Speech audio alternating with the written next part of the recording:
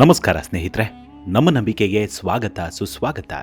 ಸ್ನೇಹಿತರೆ, ಇವತ್ತಿನ ರಾಜಕಾರಣಿಗಳು ಅಂದ್ರೆ ಚುನಾವಣೆಯಲ್ಲಿ ಗೆಲ್ಲುವವರೆಗೆ ಒಂದು ರೀತಿ, ಗೆದ್ದ ಮೇಲೆ ಮತ್ತೊಂದು ರೀತಿ ಅನ್ನುವಂತಿರ್ತಾರೆ. ಆದರೆ ಎಲ್ಲರಿಗಿಂತ ಭಿನ್ನವಾಗಿದ್ದಾರೆ ಮಾನ್ಯ ವಸತಿ, ವಕ್ಫ್ ಹಾಗೂ ಅಲ್ಪಸಂಖ್ಯಾತ ಸಚಿವರಾದ ಜಮೀರ್ ಅಹಮದ್ ಖಾನ್ ಅವರು. ಜನರಿಂದ ನಾನು ಮೇಲೆ ಬಂದೆ, ಜನರನ್ನೇ ನನ್ನ ದೇವರೆಂದೇ ಅಂತ ಬದುಕು ನಡೆಸ್ತಿದ್ದಾರೆ.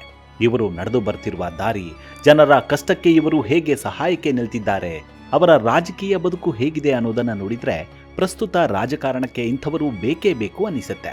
ಚಾಮರಾಜಪೇಟೆಯ ಚತುರ, ಇವರು ಅಭಿವೃದ್ಧಿಯ ಹರಿಕಾರ. ಇವರಿಂದ ಸಾಕಷ್ಟು ಬೆಳವಣಿಗೆ ಕಂಡಿದೆ ಕ್ಷೇತ್ರ. ಅಲ್ಪಸಂಖ್ಯಾತ ಇಲಾಖೆಯಲ್ಲೂ ನಡೆದಿದೆ ಸಾಲು ಸಾಲು ಕೆಲಸಗಳ ಮಹಾಪುರ. ಮಂತ್ರಿ ಅನ್ನೋ ಹಮ್ಮು ಬಿಮ್ಮಿಲ್ಲ, ಎಲ್ಲರೊಳಗೂ ಒಂದಾಗುವ ಜನ ಮೆಚ್ಚಿದ ಕುವರ. ಚುನಾವಣೆಗಳಲ್ಲಿ ಸೋಲದೆ ಗೆಲ್ಲುತ್ತಾ ಬಂದಿರುವ ಸೋಲಿಲ್ಲದ ಸರದಾರ. ಹೌದು, ಸಚಿವರಾದ ಜಮೀರ್ ಅಹಮದ್ ಖಾನ್ ಅವರಿಗೆ ಈ ಮಾತುಗಳನ್ನು ಹೇಳಿದ್ರೆ ಕಡಿಮೆಯೇ. ಇವರಿಗೆ ಗೊತ್ತಿರೋದು, ಬೇಕಾಗಿರೋದು ಕೇವಲ ಕ್ಷೇತ್ರ ಹಾಗೂ ಇಲಾಖೆಯ ಅಭಿವೃದ್ಧಿ ಮಾತ್ರ. ಜೊತೆಗೆ ಬಡವರ ಹಾಗೂ ನಿರ್ಗತಿಕರ ಪಾಲಿಗೆ ಆಪದ್ ಬಾಂಧವ ಕೂಡ. ಇದನ್ನ ನೋಡಿಯೇ ಚಾಮರಾಜಪೇಟೆಯ ಜನರಷ್ಟೇ ಅಲ್ಲ, ರಾಜ್ಯದ ಅದೆಷ್ಟೋ ಬಡವರು ಇವರನ್ನ ಮೆಚ್ಚಿಕೊಂಡಿರೋದು, ಮೆಚ್ಚಿ ಕೊಂಡಾಡುತ್ತಿರೋದು. ಎಷ್ಟೋ ಜನರು ಅಧಿಕಾರ, ಹಣಕ್ಕಾಗಿ ರಾಜಕೀಯಕ್ಕೆ ಬರ್ತಾರೆ. ಆದರೆ ಜನಸೇವೆಯೇ ಜನಾರ್ದನನ ಸೇವೆ ಅಂತ ಬಂದಿರುವ ರಾಜಕಾರಣಿಗಳಲ್ಲಿ ಜಮೀರ್ ಅಹಮದ್ ಖಾನ್ ಕೂಡ ಒಬ್ಬರು. ರಾಜಧಾನಿ ಬೆಂಗಳೂರಿನಲ್ಲಿ ಯಾವುದೇ ಕ್ಷೇತ್ರವಾಗಲಿ ಜನರ ಮನಸ್ಸಿನಲ್ಲಿ ಸುಮಾರು 25 ವರ್ಷದಿಂದ ವಿರಾಜಮಾನರಾಗಿ ಕೂರೋದು ಅಂದ್ರೆ ಅದು ಖಂಡಿತವಾಗ್ಲೂ ಸುಲಭದ ಮಾತಂತೂ ಅಲ್ಲ. ಆದರೆ ಜಮೀರ್ ಅಹಮದ್ ಖಾನ್ ನಿರಾಯಾಸವಾಗಿ ಗೆಲ್ತಾ ಬಂದಿದ್ದಾರೆ. ಇವರ ರಾಜಕೀಯ ಜೀವನದ ಬಗ್ಗೆ ಸಂಕ್ಷಿಪ್ತವಾಗಿ ಹೇಳೋದಾದ್ರೆ, ಇವರು ರಾಜಕೀಯ ಅಂಗಳಕ್ಕೆ ಕಾಲಿಟ್ಟಿದ್ದು ಜೆಡಿಎಸ್ನಿಂದ. ಅದು ಮಾಜಿ ಮುಖ್ಯಮಂತ್ರಿ ಎಸ್.ಎಂ. ಕೃಷ್ಣ ಮಹಾರಾಷ್ಟ್ರದ ರಾಜ್ಯಪಾಲರಾಗಿ ನೇಮಕವಾದ ಬಳಿಕ 2005ರಲ್ಲಿ ಚಾಮರಾಜಪೇಟೆ ವಿಧಾನಸಭಾ ಕ್ಷೇತ್ರದ ಶಾಸಕ ಸ್ಥಾನಕ್ಕೆ ರಾಜೀನಾಮೆಯನ್ನು ನೀಡಿದರು.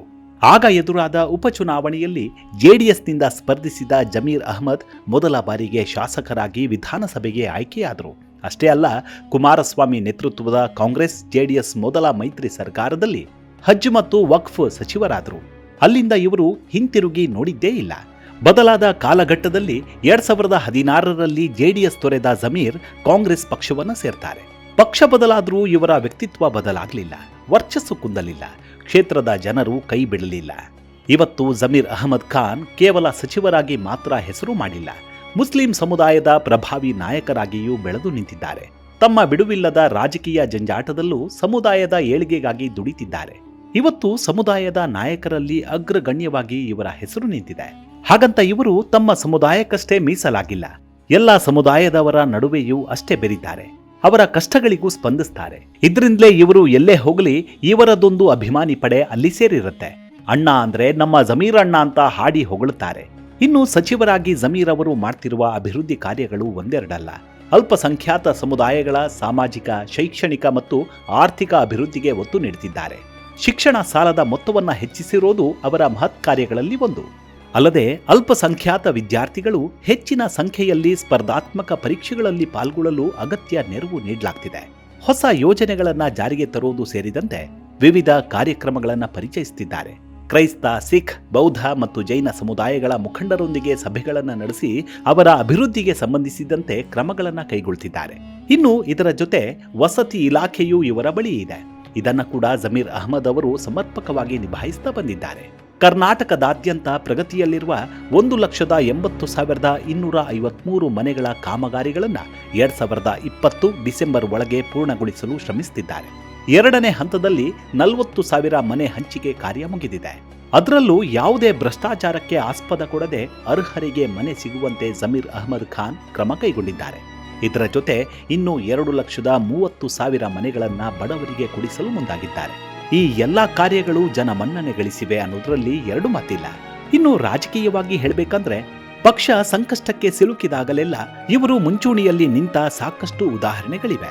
2015ರಲ್ಲಿ ಬೃಹತ್ ಬೆಂಗಳೂರು ಮಹಾನಗರ ಪಾಲಿಕೆ ಚುನಾವಣೆ ನಡೆದಾಗ ಬಿಜೆಪಿ 100 ಸ್ಥಾನಗಳಲ್ಲಿ ಗೆದ್ದು ಅತಿ ದೊಡ್ಡ ಪಕ್ಷವಾಗಿ ಹೊರಹೊಮ್ಮಿತ್ತು. ಆದರೆ ಬಿಜೆಪಿಗೆ ಮೇಯರ್ ಪಟ್ಟ ಸಿಕ್ಕಿರಲಿಲ್ಲ. ಇದರ ಹಿಂದೆ ಜಮೀರ್ ಅಹಮದ್ ಅವರ ತಂತ್ರ ಕಾರಣ ಅಂತಾನೆ ಹೇಳಲಾಗ್ತಿತ್ತು. ಇಂತಹ ಅನೇಕ ವಿಚಾರಗಳಿವೆ. ಇವು ಜಮೀರ್ ಅಹಮದ್ ಖಾನ್ ಅವರ ರಾಜಕೀಯ ಜೀವನ ಆಯಿತು. ಇನ್ನು ಇವರ ಸಾಮಾಜಿಕ ಜೀವನದ ಬಗ್ಗೆ ಹೇಳೋಕೆ ಸಾಕಷ್ಟಿವೆ. ಯಾರೇ ಇರಲಿ, ಯಾವುದೇ ಜಾತಿ ಮತ್ಯಾವುದೇ ಧರ್ಮ ಇರಲಿ, ಕಷ್ಟ ಅಂತ ಇವರ ಬಳಿ ಹೋದವರು ಯಾರೂ ಬರಿಗೈಯಲ್ಲಿ ವಾಪಸ್ ಬಂದಿದ್ದೇ ಇಲ್ಲ. ಅದು ಕೂಡ ಇವರು 1-2 ಸಾವಿರ ರೂಪಾಯಿ ಕೊಟ್ಟು ಕೈ ತೊಳೆದುಕೊಳ್ಳಲ್ಲ, ಬದಲಿಗೆ ಲಕ್ಷಾಂತರ ರೂಪಾಯಿ ಕೊಟ್ಟು ಕಷ್ಟಕ್ಕೆ ಹೆಗಲಾಗ್ತಾರೆ. ಇನ್ನು ಮನೆ ಇಲ್ಲದ ನಿರ್ಗತಿಕರಿಗೆ ತಮ್ಮ ಸ್ವಂತ ಖರ್ಚಿನಲ್ಲೇ ಮನೆಯನ್ನು ನಿರ್ಮಿಸಿಕೊಟ್ಟಿದ್ದಾರೆ. ಅದೆಷ್ಟೋ ಬಡ ಹೆಣ್ಣು ಮಕ್ಕಳಿಗೆ ಅಣ್ಣನ ಸ್ಥಾನದಲ್ಲಿ ನಿಂತು ಮದುವೆ ಮಾಡಿಸಿದ್ದಾರೆ. ಅನಾರೋಗ್ಯದಿಂದ ಬಳಲುತ್ತಿದ್ದವರಿಗೆ ಮರುಜೀವ ಕೊಟ್ಟಿದ್ದಾರೆ. ಇನ್ನು ಇವರ ಅಭಿಮಾನಿಗಳಿಗೆ ಏನಾದರೂ ಆಯಿತು ಅಂದ್ರೆ ಇವರಿಗೆ ತಡೆದುಕೊಳ್ಳೋಕೆ ಆಗೋದೇ ಇಲ್ಲ. ತಕ್ಷಣ ನೆರವಿಗೆ ಧಾವಿಸಿ ಬಿಡ್ತಾರೆ. ಮನೆ ಮಗನಂತೆ ಅವರ ಕುಟುಂಬಕ್ಕೆ ಹೆಗಲು ಕೊಡ್ತಾರೆ. ಅವರಿಗೆ ಒಂದು ಆರ್ಥಿಕ ಭದ್ರತೆಯನ್ನು ಒದಗಿಸ್ತಾರೆ. ಹಾಗೆ ಲೆಕ್ಕವಿಲ್ಲದಷ್ಟು ನಿರುದ್ಯೋಗಿಗಳು ತಮ್ಮ ಕಾಲ ಮೇಲೆ ತಾವು ನಿಂತುಕೊಳ್ಳಲು ಆರ್ಥಿಕ ಸಹಾಯವನ್ನ ಮಾಡಿದ್ದಾರೆ. ಹೀಗೆ ಸಹಾಯ ಪಡೆದವರು ಇವತ್ತು ಜಮೀರ್ ಅವರ ಹೆಸರೇಳಿ ಮನೆ ದೀಪವನ್ನು ಬೆಳಗ್ತಿದ್ದಾರೆ. ನಾವಿಲ್ಲಿ ಹೇಳಿರೋದು ಸಾಸಿವೆಯಷ್ಟು ಮಾತ್ರ, ಆದರೆ ಇವರ ಸಹಾಯ, ಸಹಕಾರ, ಕೆಲಸ ಎಲ್ಲವೂ ಬೆಟ್ಟದಷ್ಟಿದೆ. ಒಬ್ಬ ಪ್ರಾಮಾಣಿಕ, ದಕ್ಷ ಹಾಗೂ ಅಂತಃಕರಣ ಇರುವ ಜನನಾಯಕ ಏನೆಲ್ಲ ಮಾಡಬೇಕೋ ಅದೆಲ್ಲವನ್ನು ಜಮೀರ್ ಅಹ್ಮದ್ ಮಾಡ್ತಾ ಬಂದಿದ್ದಾರೆ. ಇದರಿಂದಲೇ ಇವರು ಜನರಿಗೆ ಅಚ್ಚುಮೆಚ್ಚಾಗಿರೋದು, ಅಷ್ಟೇ ಇಷ್ಟವಾಗ್ತಿರೋದು. ಇವರ ಸೇವೆ ಮತ್ತಷ್ಟು ಮುಂದುವರಿಯಲಿ.